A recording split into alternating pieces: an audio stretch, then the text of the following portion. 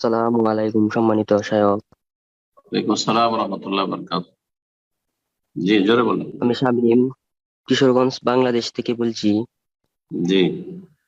শায়খ, আমার প্রশ্ন হচ্ছে, আমি একটি কিতাব পড়তে গিয়ে কিতাবের এক জায়গায় দেখি মুসলমানদের ভিতরে 72টি দল হবে, আবার হুম, আরেক জায়গায় দেখি 73 মুসল 73 হবে। মুসলিমদের ভিতরে 73টি দল হবে। এখন হুম, আমার জানার বিষয় হচ্ছে, এই ব্যাপারে কি কোনো একতলাফ আছে, আর সঠিকটা কি হবে?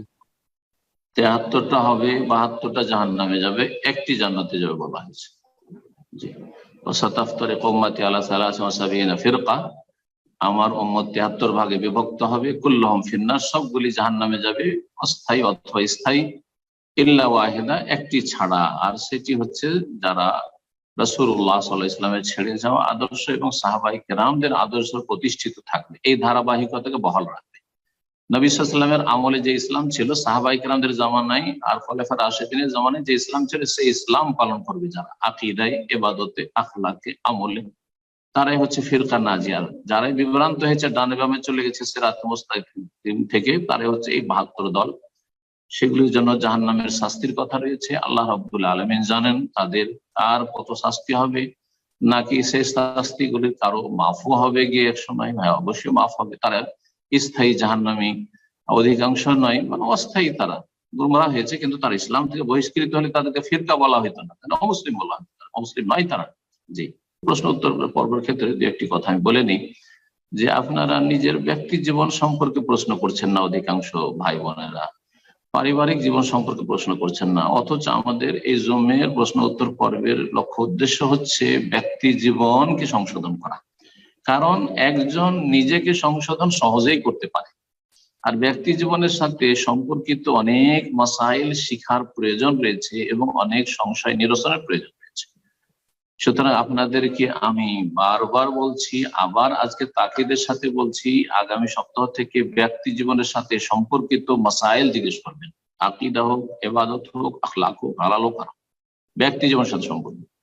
2 নম্বর, পারিবারিক জীবনের সাথে, পারিবারিক সুখ আর তার বিপরীত, শান্তি অশান্তি, স্ত্রী স্বামীর সম্পর্ক, পারিবারিক সম্পর্ক, বাপ মায়ের ছেলে মেয়েদের সাথে সম্পর্ক, ছেলে মেয়েদের বাপ মায়ের সাথে সম্পর্কের ক্ষেত্রে যেসব সমস্যাগুলি সৃষ্টি হচ্ছে, পারিবারিক অশান্তির কারণ হচ্ছে, এগুলির নিরসনের জন্য, এগুলি দূরীকরণের জন্য আপনারা পারিবারিক বিষয়ে পরামর্শ নেবেন।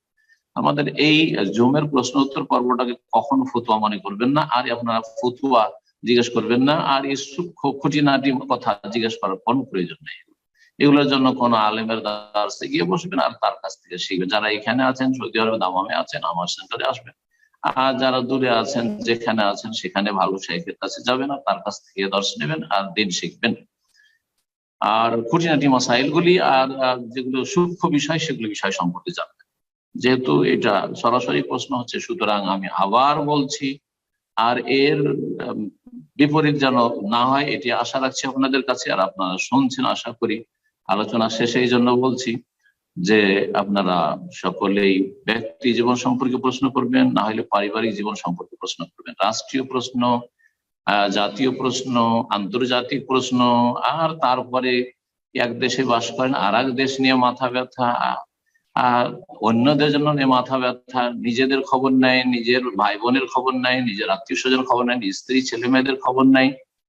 ছেলে মেয়েরা কি করে ভালো তরবিয়ত পাবে, ভালো মুসলিম হবে, তার কোনো খবর নাই। ওই সরকার কি করছে, তো শাসক কি করছে, আর অমুক দেশের ওই ইংলিশ বক্তা, এইসব দরকারটা কি আপনার?